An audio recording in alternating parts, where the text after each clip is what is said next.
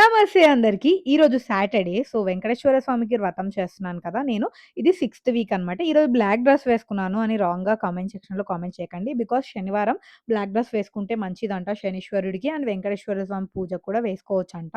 So, ఇంకా నేనైతే పూజ చాలా అంటే చాలా బాగా చేసుకున్నాను. చాలా పీస్‌ఫుల్‌గా కూడా జరిగింది. అండ్ ఇక్కడ బ్లాక్ కలర్ ఐడియల్ చూపిస్తున్నాను కదా! అదైతే నాకు చాలా అంటే చాలా ఇంపార్టెంట్ అని చెప్పొచ్చు. బికాజ్ ఫిఫ్త్ వీక్‌లో నాకొచ్చిందనమాట ఈ విగ్రహము. మా మమ్మీ అయితే తెలిసిన వాళ్ళ దగ్గర ఉంటే అక్కడ విగ్రహము అది మనకే రాసిపెట్టుందనుకుంటాను. అలా అనుకోని ఇంటికొచ్చేసింది. సో, మా మమ్మీ ఒకటే అన్నారనమాట, "నువ్వు వ్రతం చేసుకుంటున్నావు గదా! స్వామివారే నీకోసం వచ్చారు ఇంటికి. నువ్వు వెళ్ళడం కుదరలేదు కదా!" అని చెప్పి. అలా ఎందుకన్నారంటే వైకుంఠ ఏకాదశి రోజైతే నాకు టెంపుల్‌కి వెళ్ళడం కుదరలేదు. ఆ తర్వాత విగ్రహం రావడం, ఆ తర్వాత ఫిఫ్త్ వీక్ నేను పూజ చేసుకోవడం నాకు చాలా అంటే చాలా హ్యాపీ అనిపిచ్చింది. పూజైతే చాలా బా జరిగింది.